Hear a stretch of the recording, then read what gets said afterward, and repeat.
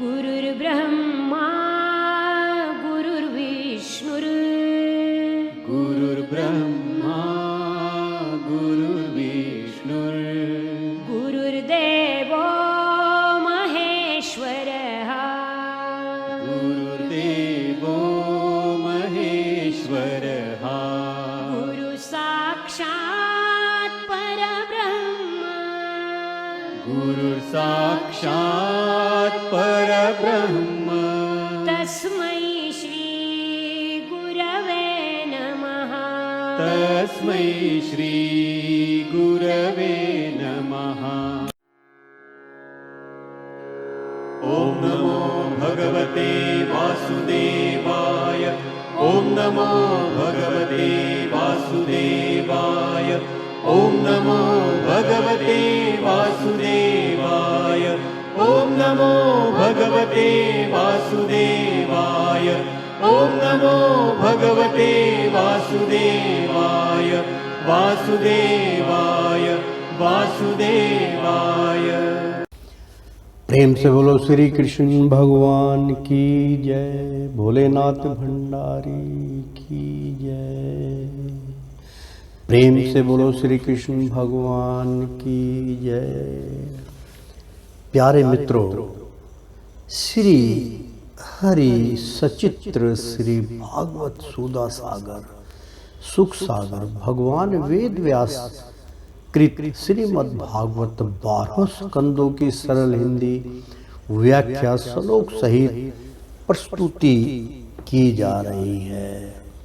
आचार्य श्री राजेंद्र कुमार सूर्यवंशी भगवान श्री कृष्ण की चरणों की धूल उनके मुख के द्वारा ये अमृतपान आपको श्री भागवत का ज्ञान यज्ञ का अमृतपान आपको करवा रहे हैं।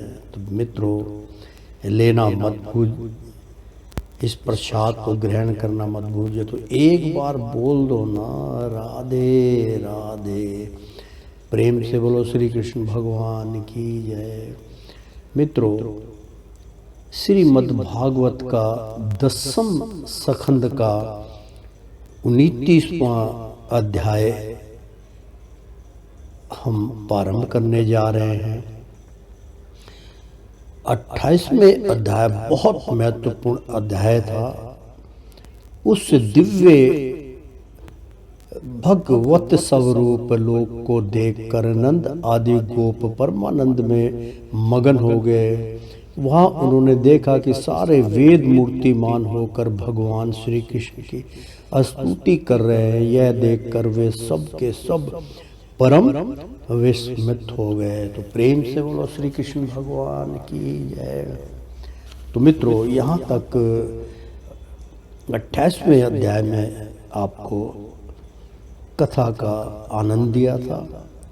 29वां अध्याय हम प्रारंभ करने जा रहे हैं। 10वें स्कंद का 29वां अध्याय रासलीला का आरंभ। श्री सुखदेव जी कहते हैं, परीक्षित, शरद ऋतु थी, उसके कारण बेला चमेली आदि सुगंधित पुष्प खिलकर महक रहे थे। भगवान ने चीर हरण के समय गोपियों को जिन रात्रियों का संकेत किया था, वे सब की सब पूज्यभूत होकर एक ही रात्रि के रूप में उल्लासित हो रही थी। भगवान ने उन्हें देखकर दिव्य बनाया। गोपियां तो चाहती ही थी, अब भगवान ने भी अपनी अचिंत्य महाशक्ति योग माया के सहारे उन्हें अनिमित्त बनाकर रसमयी रास क्रीड़ा करने का संकल्प किया। अमना होने पर भी उन्होंने अपने प्रेमियों की इच्छा पूर्ण करने के लिए मन स्वीकार किया। भगवान के संकल्प करते ही चंद्रदेव ने प्राची दिशा के मुखमंडल पर अपने शीतल किरण रूपी कर कमलों से लालिमा की रोली केसर मल्दी जैसे बहुत दिनों के बाद अपनी प्राण प्रिय पत्नी के पास आकर उनके प्रीतम पति ने उसे आनंदित करने के लिए ऐसा किया हो। इस प्रकार चंद्रदेव ने उदय होकर न केवल पूर्व दिशा का प्रत्युत संसार के समस्त चर अचर प्राणियों का संताप जो दिन में असर्तकालीन प्रखर सूर्य रश्मियों के कारण बढ़ गया था, दूर कर दिया। उस दिन चंद्रदेव का मंगल अखंड था। पूर्णमासी की रात्रि थी। वे नूतन केसर के समान लाल लाल हो रहे थे। कुछ संकोच मिश्रित अभिलाषा से युक्त जान पड़ते थे। उनका मुखमंडल लक्ष्मी जी के समान मालूम हो रहा था। उनकी कोमल किरणों से सारा वन अनुराग के रंग में रंग गया था। वन के कोने कोने में उन्होंने अपनी चांदी के द्वारा अमृत का समुद्र उड़ेल दिया था। भगवान श्री कृष्ण ने अपने दिव्य उज्जवल उसके उद्दीपन की पूरी सामग्री यानी कि उदापन की पूरी सामग्री उन्हें और उस वन को देखकर अपनी बांसुरी पर वृज सुंदरियों के मन को हरण करने वाली काम बीज कली की अस्पष्ट एवं मधुर तान छेड़ी। भगवान का वह वसी वादन भगवान के प्रेम को, उनके मिलन की लालसा को अत्यंत उस्काने लगा और उस्काने वाला था, बढ़ाने वाला था। यूं तो श्याम सुंदर ने पहले से ही गोपियों के मन को अपने वश में कर रखा था। अब तो उनके मन की सारी वस्तुएं भय, संकोच, धैर्य, मर्यादा आदि की वृत्तियां भी छीन ली। वंशी ध्वनि सुनते ही उनकी विचित्र गति हो गई। उन्होंने एक साथ साधना की थी। श्री कृष्ण को पति रूप में प्राप्त करने के लिए वे गोपियां भी एक दूसरे को सूचना ना देकर, यहाँ तक कि एक दूसरे से अपनी चेष्टा को छिपाकर जहाँ वे थे वहाँ के लिए चल पड़ी। परिचित वे इतने वेग से चली थी कि उनके कानों के कुंडल झोंके खा रहे थे। प्रेम से बोलो श्री कृष्ण भगवान की जय। वंशी ध्वनि सुनकर जो गोपियां दूध दूह रही थी वे अत्यंत उत्सुकता वश दूध दोना छोड़कर चल पड़ी। जो चूल्हे पर दूध लौटा रही थी वे उफानता हुआ दूध छोड़कर, और जो लपसी पका रही थी वे पकी हुई लपसी बिना उतारे ही जो की त्यों छोड़कर चल दी। जो भोजन परस रही थी वे परसना छोड़कर, जो छोटे छोटे बच्चों को दूध पिला रही थी वे दूध पिलाना छोड़कर, जो पत्नियों की सेवा सुश्रंसा कर रही थी वे सेवा सुशंसा छोड़कर, और जो स्वयं भोजन कर रही थी वे भोजन करना छोड़कर अपने कृष्ण प्यारे के पास चल पड़ी। कोई कोई गोपी अपने शरीर में अंगराग, चंदन और उपटन लगा रही थी और कुछ आंखों में अंजन लगा रही थी। वे उन्हें छोड़कर तथा उल्टे पलटे वस्त्र धारण कर श्री कृष्ण के पास पहुंचने के लिए चल पड़ी। पिता और पत्नियों ने, भाई और जाति बंधुओं ने उन्हें रोका। उनकी मंगलमयी प्रेम यात्रा में विघ्न डाला, परंतु वे इतनी मोहित हो गई थी कि रोकने पर भी ना रुक सकी। रुकती कैसे? प्रेम से बोलो श्री कृष्ण भगवान की जय। विश्वी मोहन श्री कृष्ण ने उनके प्राण, मन और आत्मा सब कुछ का अपहरण जो कर लिया था। परिचित उस समय कुछ गोपियां घरों के भीतर थी, उन्हें बाहर निकलने का मार्ग ही नहीं मिला। तब उन्होंने अपने नेत्र मूंद लिए और बड़ी तन्मयता से श्री कृष्ण के सौंदर्य, माधुर्य और लीलाओं का ध्यान करने लगी। परीक्षित अपने परम प्रीतम श्री कृष्ण के असहा विरह की तीव्र वेदना से उनके हृदय में इतनी व्यथा, इतनी जलन हुई कि उनमें जो कुछ अशुभ संस्कारों का लेश मात्र अवशेष था वह भस्म हो गया। इसके बाद तुरंत ही ध्यान लग गया। ध्यान में उनके सामने भगवान श्री कृष्ण प्रकट हुए। उन्होंने मन ही मन बड़े प्रेम से, बड़े आवेग से उनका आलिंगन किया। उस समय उन्हें इतना सुख, इतनी शांति मिली कि उनके सब पुण्य के संस्कार एक साथ ही क्षीण हो गए। परीक्षित, यद्यपि उनका उस समय श्री कृष्ण के प्रति जार भाव भी था, तथापि कहीं सत्य वस्तु भी भाव की अपेक्षा रखती है। उन्होंने जिनका आलिंगन किया, चाहे किसी भी भाव से किया हो, वे स्वयं परमात्मा ही तो थे। इसलिए उन्होंने पाप और पुण्य रूप कर्म के परिणाम से बड़े हुए गुण में शरीर का प्रतित्याग कर दिया। भगवान की लीला में सम्मिलित होने के योग्य दिव्य अपाकृत शरीर प्राप्त कर लिया। इस शरीर से भोगे जाने वाले कर्म बंधन तो ध्यान के समय ही छिन्न भिन्न हो चुके थे। राजा परीक्षित ने पूछा, भगवान, गोपियां तो भगवान श्री कृष्ण को केवल अपना परम प्रीतम ही मानती थी, उनका उनमें ब्रह्म भाव नहीं था। इस प्रकार उसकी दृष्टि प्राकृतिक गुणों में ही आसक्त दिखती है।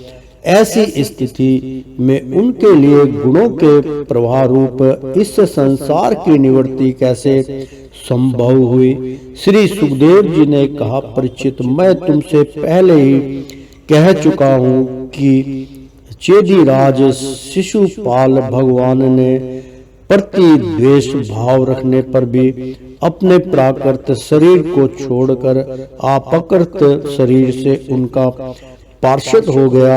ऐसी स्थिति में जो समस्त प्रकृति और उसके गुणों से अतीत भगवान श्री कृष्ण की प्यारी है और उनसे अनन्य प्रेम करती हैं, वे गोपियां उन्हें प्राप्त हो जाएं, इसमें कौन सी आश्चर्य की बात है? परीक्षित, वास्तव में भगवान प्राकृतिक संबंधी वृद्धि विनाश प्रमाण पर में और गुण गुणी भाव से रहित हैं। वे अचिन्त्य ने अनंत अप्राकृत परम कल्याण स्वरूप गुणों के एकमात्र आश्रय हैं।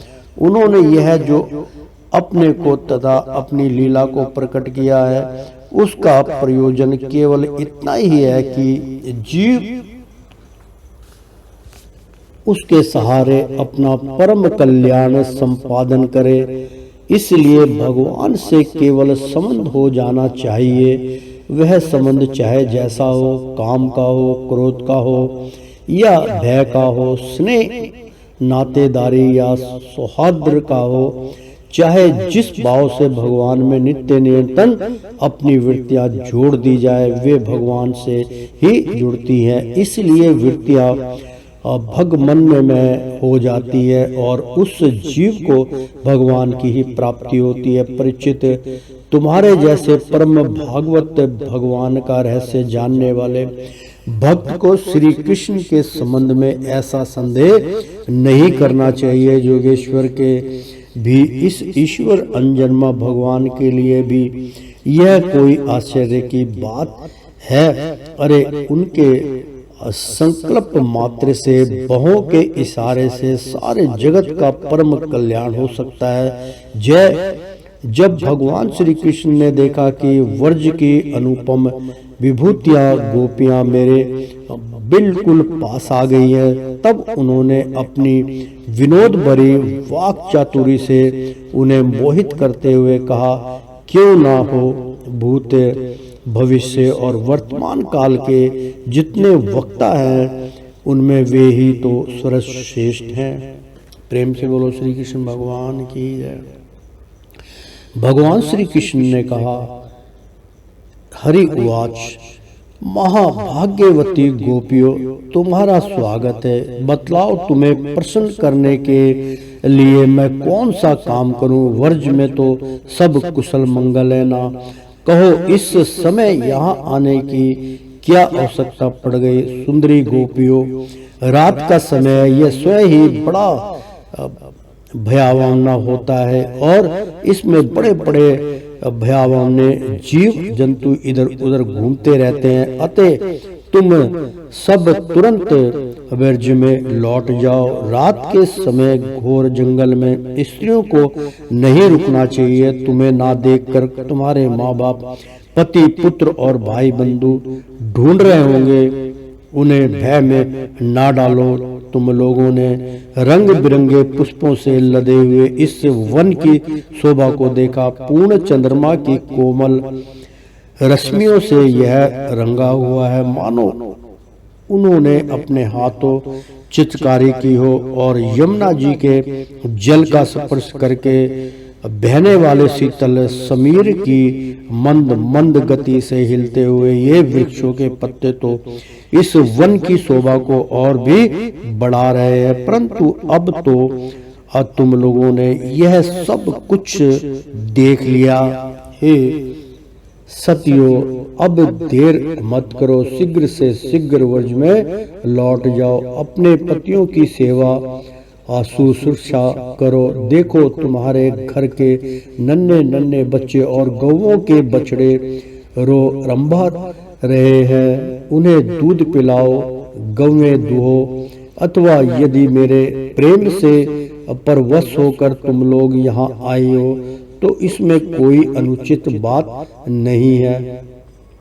यह तो तुम्हारे योग्य ही है, क्योंकि जगत के पशु पक्षी तक मुझसे प्रेम करते हैं, मुझे देखकर प्रसन्न होते हैं। कल्याणी गोपियों, स्त्रियों का परम धर्म यही है कि वे पति और उसके भाई बंधुओं की निष्ठपट भाव से सेवा करें और संतान का पालन पोषण करें। जिन स्त्रियों को उत्तम लोक प्राप्त करने की अभिलाषा हो, वे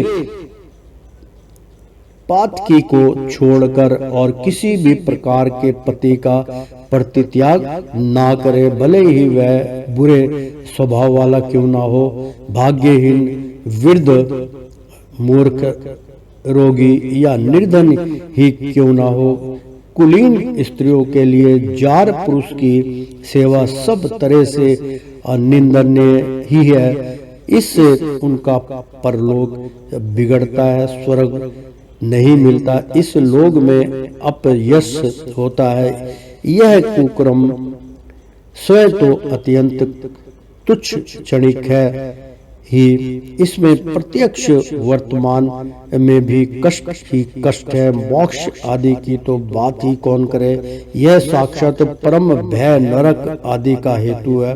गोपियों, मेरी लीला और गुणों के श्रवण से, रूप के दर्शन से, उन सब के कीर्तन और ध्यान से मेरे प्रति जैसा अनन्य प्रेम की प्राप्ति होती है, वैसे प्रेम की प्राप्ति पास रहने से नहीं होती। इसलिए तुम लोग अभी अपने अपने घर लौट जाओ।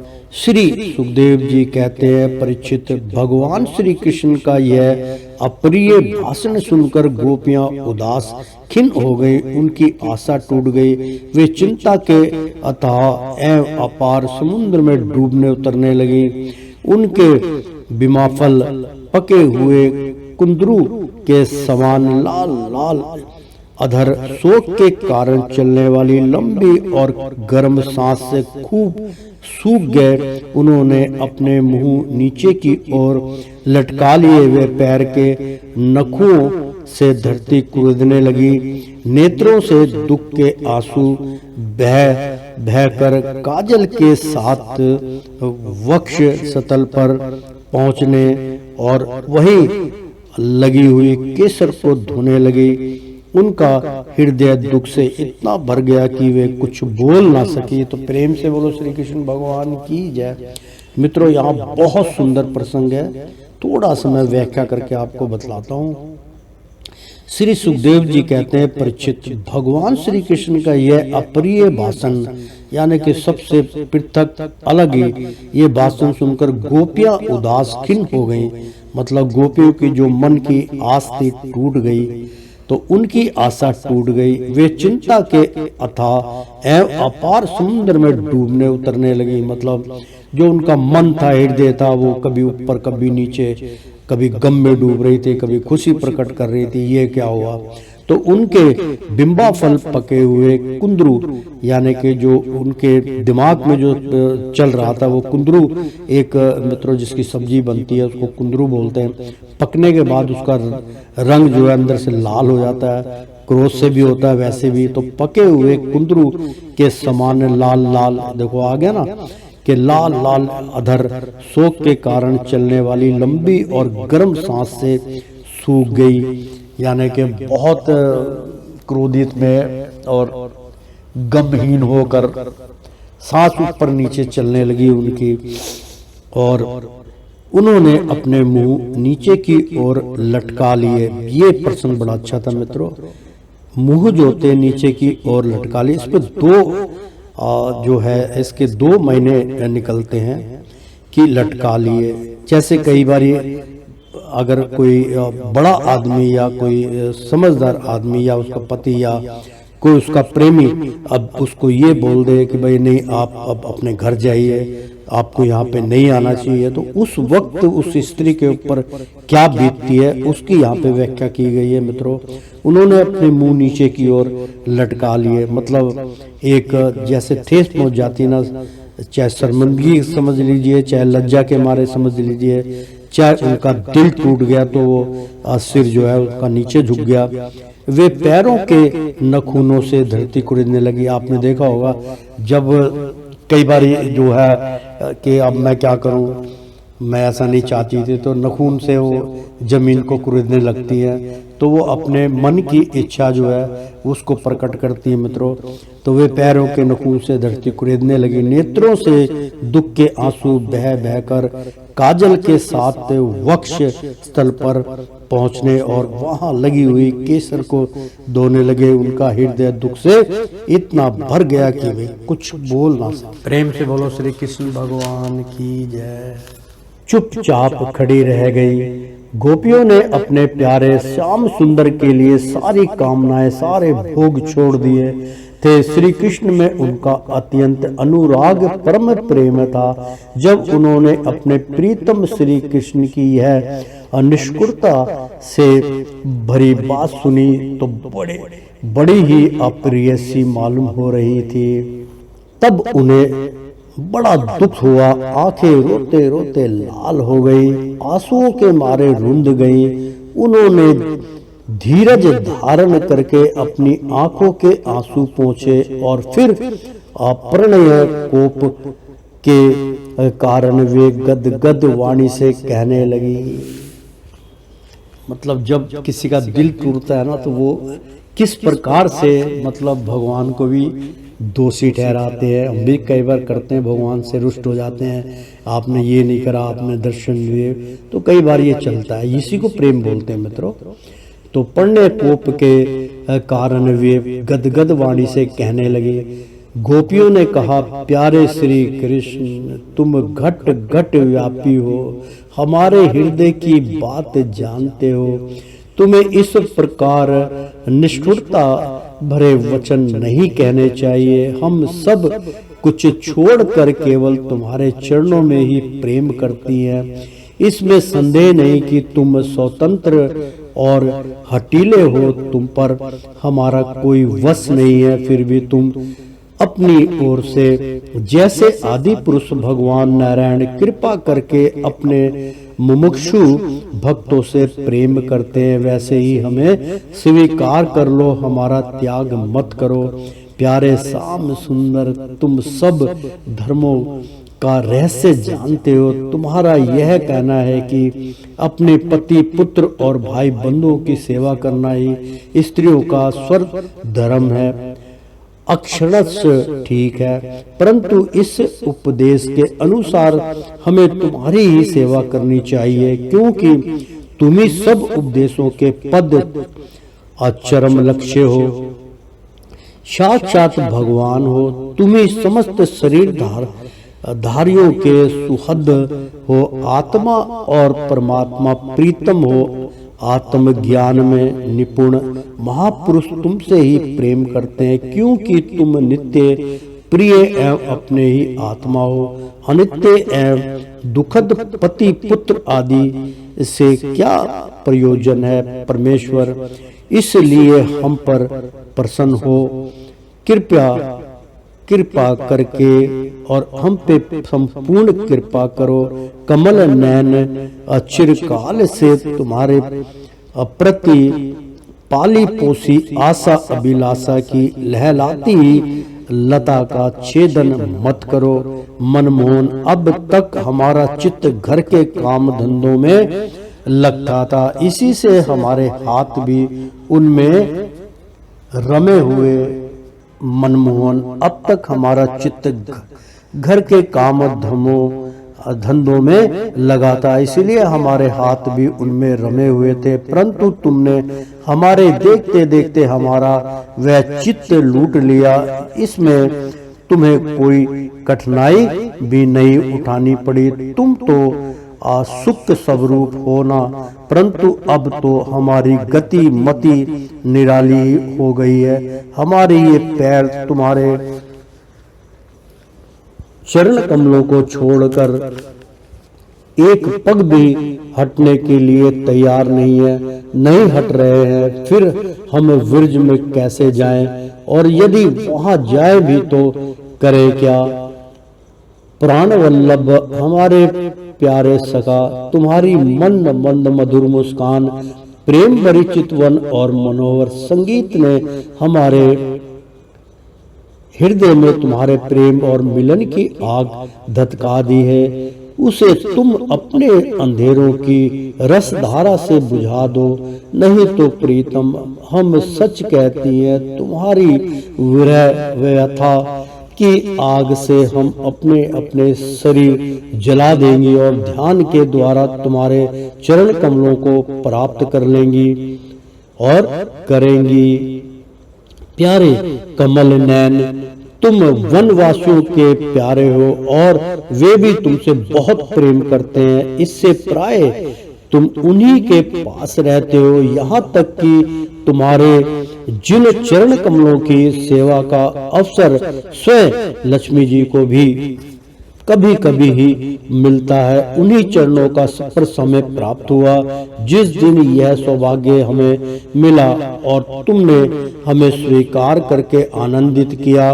उसी दिन से हम और किसी के सामने एक क्षण के लिए भी ठहरने में असमर्थ हो गई है। पति पुत्र आदि की सेवा तो दूर रही, हमारे स्वामी जिन लक्ष्मी जी का कृपा कटाक्ष प्राप्त करने के लिए बड़े बड़े देवता तपस्या करते रहते हैं, वही लक्ष्मी जी तुम्हारे वक्ष स्थल में बिना किसी की प्रतिविंदता के स्थान प्राप्त कर लेने पर भी अपनी सौत तुलसी के साथ तुम्हारे चरणों की रज पाने की अभिलाषा किया करती है। अब तक के सभी भक्तों ने उस चरण रज का सेवन किया है, उन्हीं के समान हम भी तुम्हारी उसी चरण रज की शरण में आई है। भगवान, अब तक जिसने भी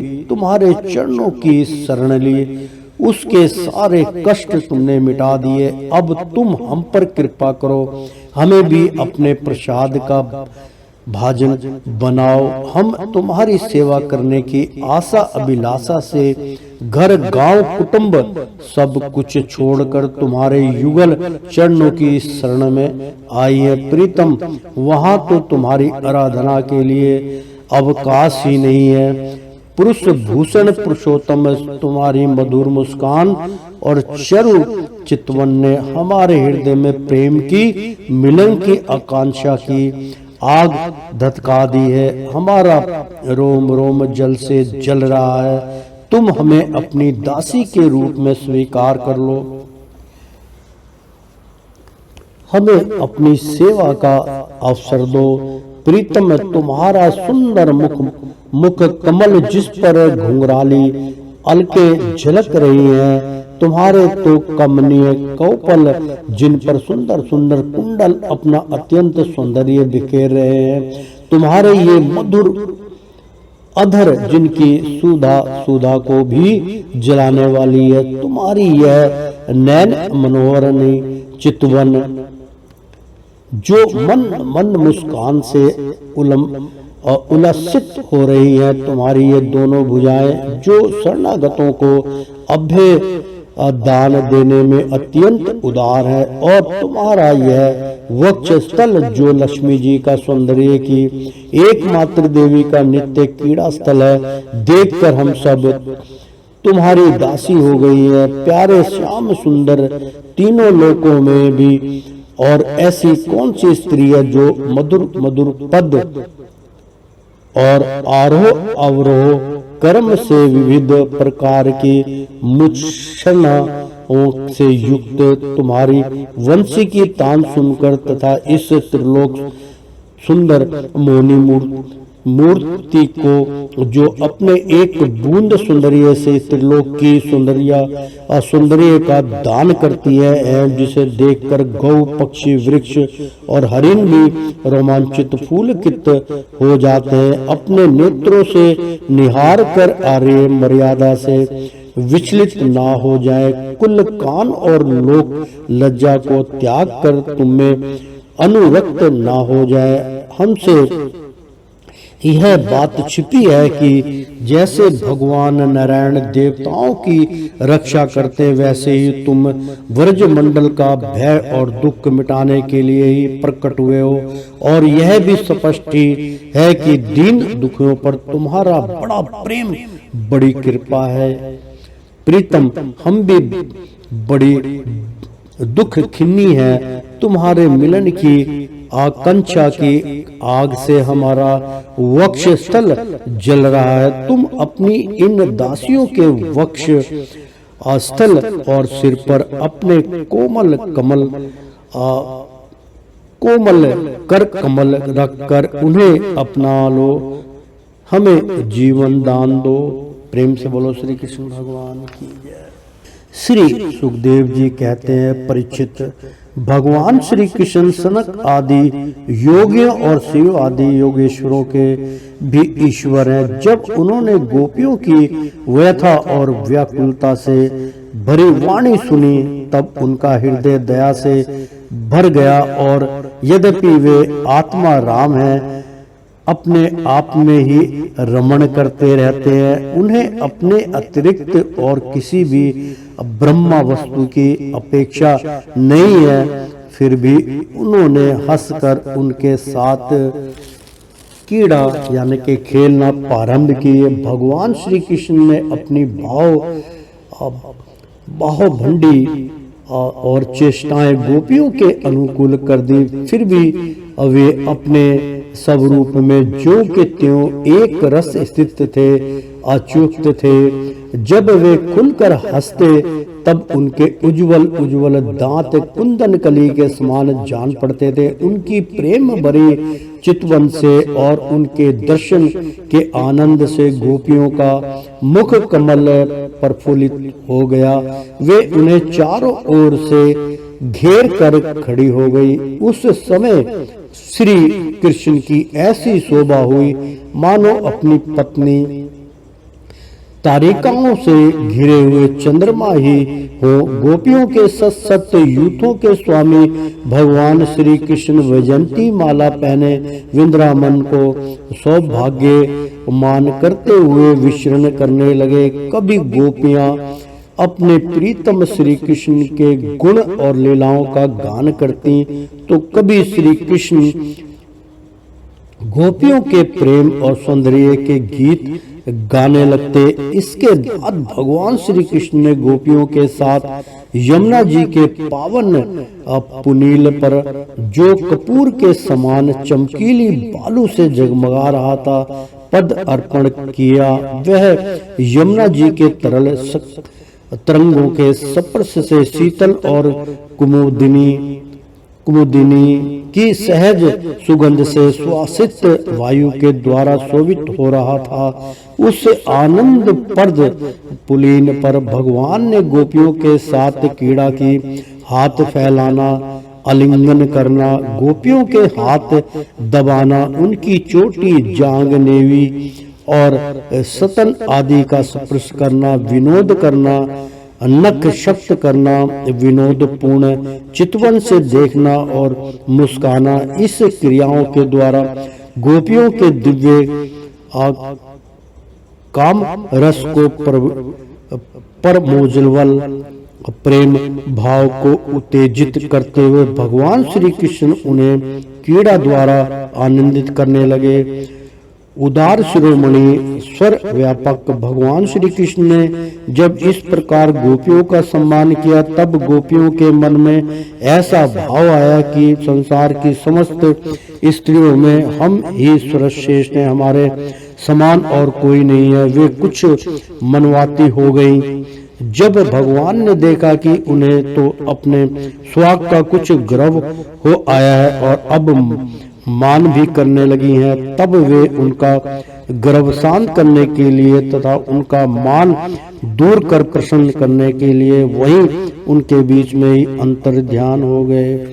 प्रेम से बोलो श्री कृष्ण भगवान की जय। तो श्रीमन नारायण नारायण हरि हरि, तेरी लीला सबसे न्यारी न्यारी, बोलो हरि हरि। प्रेम से बोलो श्री कृष्ण भगवान की जय। मित्रों, 29वां अध्याय संपन्न हुआ। 30वां अध्याय 10वें स्कंद का आरंभ करने जा रहे हैं। श्री कृष्ण के विरह में गोपियों की दशा।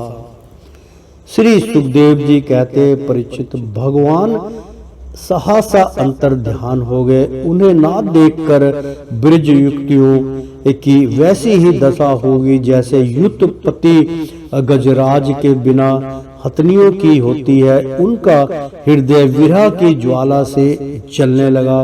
भगवान श्री कृष्ण की मदनोमत गजराज की सी चाल, प्रेम भरी मुस्कान, विलास भरी चितवन, मनोरम प्रेमा लाप, भिन्न भिन्न प्रकार की लीलाओं तथा असंहार रस की भाव भंगियों ने उनके चित्त को चुरा लिया था। वे प्रेम की मतवाली गोपियां श्री कृष्णमय हो गईं और फिर श्री कृष्ण की विभिन्न चेष्टाओं का अनुकरण करने लगी।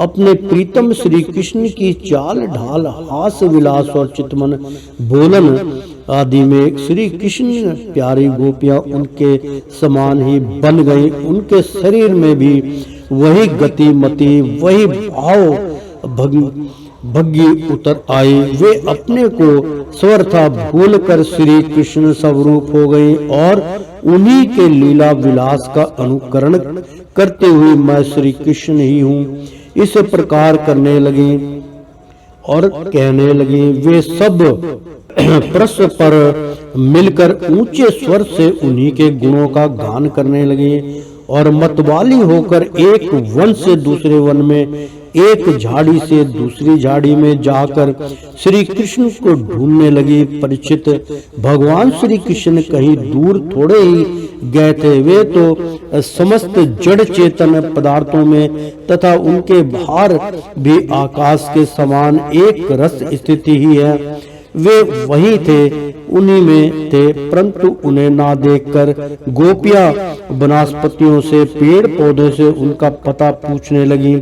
गोपियों ने पहले बड़े बड़े वृक्षों से जाकर पूछा, हे पीपल, पाकर और बरगद,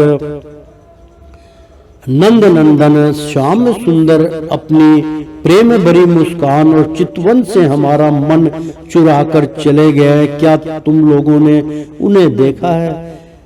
कुर्बक, अशोक, नागकेशर, अपनाग और चंपा, बलराम जी के छोटे भाई, जिनकी मुस्कान मात्र से बड़ी बड़ी मननियों का मान मर्दन हो जाता है। इधर आए हैं या आए थे क्या? अब उन्होंने स्त्री जाति के पौधों से कहा, बहन तुलसी, तुम्हारी हृदय तो बड़ा कोमल है, तुम तो सभी लोगों का कल्याण चाहती हो, भगवान के चरणों में तुम्हारा प्रेम तो है ही, वे भी तुमसे बहुत प्रेम करते हैं, तभी तो भौरों के मंडराते रहने पर भी वे तुम्हारी माला नहीं उतारते, सर्वदा पहने रहते हैं। क्या तुमने अपने परम प्रीतम श्याम सुंदर को देखा है? प्यारी मालती मलिन के जाति और जूही, तुम लोगों ने कदाचित हमारे प्यारे माधव को देखा होगा। क्या वे अपने कोमल करों से स्पर्श करके तुम्हें आनंदित करते हुए इधर से गए हैं? रसाल, प्रियाल, कटहल, पीतसाला, कचनार, जामुन, आक, बेल, मलसरी, आम, कदम और नीम तथा अन्ना ने यमुना के तट पर विराजमान सुखी तरवरों, तुम्हारे जन्म जीवन केवल परोपकार के लिए है। श्री कृष्ण के बिना हमारा जीवन सूना हो रहा है, हम बेहोश हो रही हैं, तुम हमें उन्हें पाने का मार्ग बता दो। भगवान की प्रेयसी पृथ्वी देवी, तुम्हें ऐसी कौन सी तपस्या की है कि श्री कृष्ण के चरण कमलों का स्पर्श प्राप्त करके तुम आनंद से भर रही हो और तृणलता आदि के रूप में अपना रोमांच प्रकट कर रही हो? तुम्हारा यह उल्लास विलास श्री कृष्ण के चरण स्पर्श के कारण है अथवा वामना अवतार में विश्व रूप धारण करके उन्होंने तुम्हें जो नापा था उनके कारण है? कहीं उनसे भी पहले वराह भगवान के अंग संग के कारण तो तुम्हारी यह दशा नहीं हो रही है। अरे सखी हरनियों, हमारे श्याम सुंदर के अंग संग से सूक्ष्म सौंदर्य की धारा बहती रहती है। वे कहीं अपनी प्राण प्रिय के साथ तुम्हारे नैनों को परमानंद का दान करते हुए इधर से ही तो नहीं गए हैं? देखो देखो, यहाँ कुलपति श्री कृष्ण की कुंद कलियों की यानी कि कुंद कली की माला की मनोहर गंध आ रही है। तुम उनकी परम प्रेयसी के अंग संग से लगे हुए कुछ कुंडमन से अनुजित रही है। तरवरों, उनकी माला की तुलसी में ऐसी सुगंध है कि उनकी गंध के लोभ मत वाले और प्रत्येक क्षण उस पर मंडराते रहते हैं। उनके एक हाथ में लीला कमल होगा और दूसरे हाथ में अपनी प्रेयसी के कंधे पर रखे होंगे। हमारे प्यारे श्याम सुंदर इधर से विचरते हुए अवश्य गए होंगे। जान पड़ता है तुम लोग उन्हें प्रणाम करने के लिए ही झुके हो, परंतु उन्होंने अपनी प्रेम भरी चितवन से भी तुम्हारी वंदना का अभिनंदन किया है या नहीं? अरे सखी, इन लाताओं से पूछो, ये अपने पति वृक्षों को भुज पास में बांधकर आलिंगन किए हुए है। इससे क्या हुआ? इनके शरीर में जो पुलक है, रोमांच है, और तो भगवान के नखों के स्पर्श से ही है। अहो, इनका कैसा सौभाग्य है। परीक्षित, इस प्रकार मतवाली गोपियां प्रलाप करती हुई भगवान श्री कृष्ण को ढूंढते ढूंढते कतार हो रही थी। अब और भी गाढ़ आवेश को जाने के कारण वे भगमनमनीय होकर भगवान की विभिन्न लीलाओं का अनुकरण करने लगी। एक पूतना बन गई तो दूसरी श्री कृष्ण बनकर उसका स्तन पीने लगी। कोई छकड़ा बन गई तो किसी ने बाल कृष्ण बनकर रोते हुए उसे पैर की ठोकर मारकर उलट दिया। कोई सखी बाल कृष्ण बनकर बैठ गई तो कोई तृणावर्त दैत्य का रूप धारण करके उसे हर ले गई। कोई गोपी पांव घसीट घसीट कर घुटनों के बल बकैयां चलने लगी और उस समय उसके पाजेब रुन झुन बोलने लगे। एक बनी कृष्ण तो दूसरी बनी बलराम और बहुत सी गोपियां ग्वाल बालों के रूप में हो गई। एक गोपी बन गई वत्सासुर तो दूसरी बनी बक्कासुर। तब तो गोपियों ने अलग अलग श्री कृष्ण बनकर वत्सासुर और बाकासुर बनी हुई गोपियों को मारने की लीला की। जैसे श्री कृष्ण वन में करते वैसे ही एक गोपी बांसुरी बजा बजा कर दूर गए हुए पशुओं को बुलाने का खेल खेलने लगी। तब दूसरी गोपियां वाह वाह करके उसकी प्रशंसा करने लगी। एक गोपी अपने को श्री कृष्ण समझकर दूसरी सखी के गले में बांह डालकर चलती और गोपियों से कहने लगती, मित्रों मैं श्री कृष्ण हूँ, तुम लोग मेरी है मनोहर चाल देखो। कोई गोपी श्री कृष्ण बनकर कहती, अरे ब्रजवासियों तुम आंधी पानी से मत डरो, मैं उनसे बचने का उपाय निकाल लिया है। ऐसे कहकर गोवर्धन धारण कर अनुकरण करती हुई वह अपनी ओढ़नी उठाकर ऊपर तान ली। परीक्षित एक गोपी बनी कलिंग नाग तो दूसरी श्री कृष्ण बनकर उसके सिर पर पैर रखकर चढ़ी चढ़ी बोलने लगी, रे दुष्ट सांप तू यहाँ से चला जा, मैं दुष्टों का दमन करने के लिए ही उत्पन्न हुआ हूँ। इतने में ही एक गोपी बोली, अरे ग्वालो देखो वन में बड़ी भयंकर आग लगी है, तुम लोग जल्दी से जल्दी अपनी आंखें मूंद लो, मैं अनायास ही तुम लोगों की रक्षा कर लूंगा।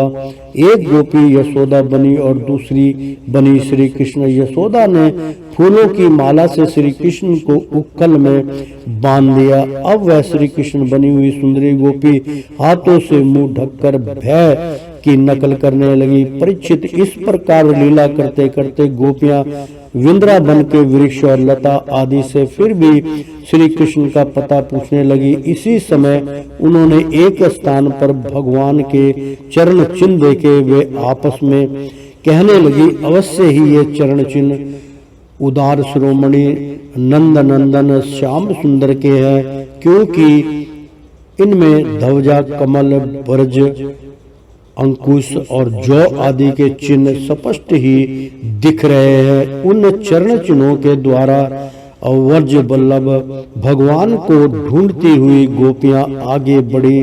तब उन्हें श्री कृष्ण के साथ किसी वर्ज युक्ति के भी चरण चिन्ह दिख पड़े। उन्हें देखकर वे व्याकुल हो गई और आपस में कहने लगी, जैसे हथनी अपने प्रीतम गजराज के साथ गई हो, वैसे ही नंदन श्याम सुंदर के साथ उनके कंधे पर हाथ रखकर चलने वाली किस बड़ भागनी के ये चरण चिन्ह है। अवश्य ही सर्वशक्तिमान भगवान श्री कृष्ण की यह आराधिका यानी के आराधिका होगी, इसीलिए उस पर प्रसन्न होकर हमारे आप प्राण प्यारे श्याम सुंदर ने हमें छोड़ दिया और इसे एकांत में ले गए हैं। प्यारी सखियों, भगवान श्री कृष्ण अपने चरण कमल से जिस रज का स्पर्श कर देते हैं वह धन्य हो जाती है। इसके अहोभाग्य है, क्योंकि ब्रह्मा शंकर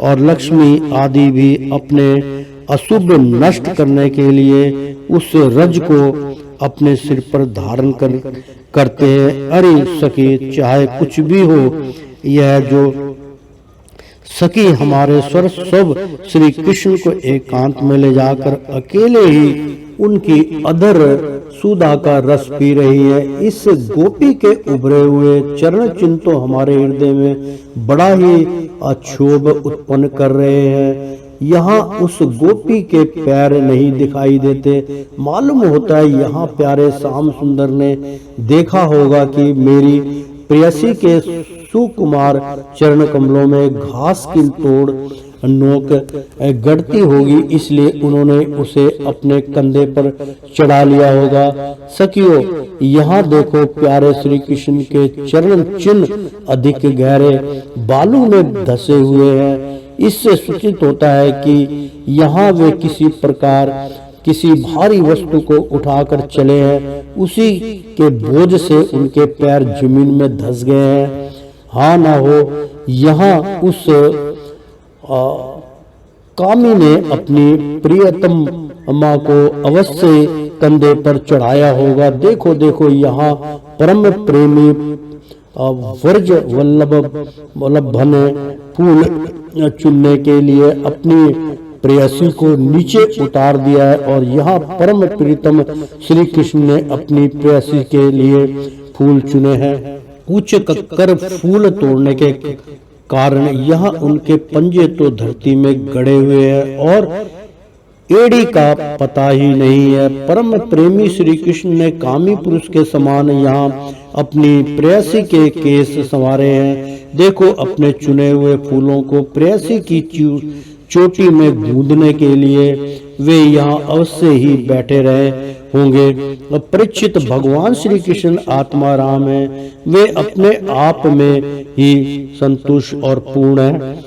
जब वे अखंड हैं, उनमें दूसरा कोई है ही नहीं, तब उनमें काम की कल्पना कैसे हो सकती है। फिर भी उन्होंने कामियों की दीनता, स्त्री पर वश्यता और स्त्रियों की कुटिलता दिखलाते हुए वहां उस गोपी के साथ एकांत में क्रीड़ा की थी, एक खेल रचा था। इस प्रकार गोपियां मतवाली सी होकर अपनी शुद्ध बुद्ध खोकर एक दूसरे को भगवान श्री कृष्ण के चरण चिन्ह दिखलाती हुई वन वन में भटक रही थी। इधर भगवान श्री कृष्ण दूसरी गोपियों को वन में छोड़कर जिस भाग्यवती गोपी को एकांत में ले गए थे, उसने समझा कि मैं ही समस्त गोपियों में श्रेष्ठ हूँ। इसलिए तो हमारे प्यारे श्री कृष्ण दूसरी गोपियों को छोड़कर, जो उन्हें इतना चाहती हैं, केवल मेरा ही मान करते हैं, मुझे ही आदर दे रहे हैं। भगवान श्री कृष्ण ब्रह्मा और शंकर के भी शासक हैं। वह गोपी वन में जाकर अपने प्रेम और सौभाग्य के मद से मतवाली हो गई और उन्हीं श्री कृष्ण से कहने लगी, प्यारे, मुझसे अब तो और नहीं चला जाता, मेरे सुकुमार पांव थक गए, अब तुम जहाँ चलना चाहो मुझे अपने कंधे पर चढ़ाकर ले चलो। अपनी प्रीतम माँ की यह बात सुनकर, यानी कि प्रीतमा की यह बात सुनकर श्याम सुंदर ने कहा, अच्छा प्यारी, तुम अब मेरे कंधे पर चढ़ लो। यह सुनकर वह गोपी जो ही उनके कंधे पर चढ़ने चली, त्यों ही श्री कृष्ण अंतर ध्यान हो गए और वह सौभाग्यवती गोपी रोने पछताने लगी। हाँ नाथ, हाँ रमण, हाँ श्रेष्ठ, हाँ प्रेष्ठ, हाँ महाभुज, तुम कहाँ हो मेरे सखा, मैं तुम्हारी दीनहीन दासी हूँ। शीघ्र ही मुझे अपने असनध्या का अनुभव कराओ, मुझे दर्शन दो। परीक्षित, गोपियां भगवान के चरण चिन्हों के सहारे उनके जाने का मार्ग ढूंढती ढूंढती वहां जा पहुंची। थोड़ी दूर से ही उन्होंने देखा कि उनकी सखी अपने प्रीतम के वियोग से दुखी होकर अचेत हो गई है। जब उन्होंने उसे जगाया, तब उसने भगवान श्री कृष्ण से उससे जो प्यार और सम्मान प्राप्त हुआ था वह उनको सुनाया। उसने यह भी कहा कि मैंने कुटिलता वश उनका अपमान किया, इसी से वे अंतर ध्यान हो गए। उसकी बात सुनकर गोपियों के आश्चर्य की सीमा ना रही। इसके बाद वन में जहाँ तक चंद्रदेव की चांदनी छिटक रही थी, वहां तक वे उन्हें ढूंढती हुई गईं। परंतु जब उन्होंने देखा कि आगे घना अंधकार है, घोर जंगल है, हम ढूंढती जाएंगी तो श्री कृष्ण और भी उसके अंदर घुस जाएंगे, तब वे उधर से लौट आई परीक्षित, गोपियों का मन श्री कृष्णमय हो गया था। उनकी वाणी से कृष्ण चर्चा के अतिरिक्त और कोई बात नहीं निकलती थी। उनके शरीर से केवल श्री कृष्ण के लिए और केवल श्री कृष्ण की चेष्टाएं हो रही थी। कहाँ तक कहूँ, उनका रोम रोम, उनकी आत्मा श्री कृष्ण में हो रही थी। वे केवल उनके गुणों और लीलाओं का ही गान कर रही थी और उनमें इतनी तमन्ना हो रही थी कि उन्हें अपने शरीर की भी सुध नहीं थी। फिर घर की याद कौन करता। गोपियों का रोम रोम इस बात की प्रतीक्षा और आकांक्षा कर रहा था कि जल्दी से जल्दी श्री कृष्ण आए। श्री कृष्ण की ही भावना में डूबी हुई गोपियां यमुना जी के पावन पुलिन पर रमण रेती में लौट आई और एक साथ मिलकर श्री कृष्ण के गुणों का गान करने लगी। तो प्रेम से बोलो श्री कृष्ण भगवान की जय। ओ श्रीमन नारायण नारायण हरि हरि, तेरी लीला सबसे न्यारी न्यारी, बोलो हरि हरि। ओ श्रीमन नारायण नारायण हरि हरि। प्रेम से बोलो श्री कृष्ण भगवान की जय। एक बार बोल दो ना राधे राधे। भक्तों, प्यारे मित्रों, 10वें स्कंद का 30वां अध्याय यहाँ संपन्न हुआ। प्रेम से बोलो श्री कृष्ण भगवान की जय। एक बार बोल दो ना, अरे बोल दो ना राधे राधे कृष्णम कृष्णम।